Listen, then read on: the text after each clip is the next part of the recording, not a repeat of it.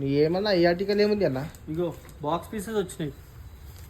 ఈ బ్రాండ్ చూసుకోండి, ఫ్యాబ్రిక్ చూడండి, మొత్తం పీచ్ వాషింగ్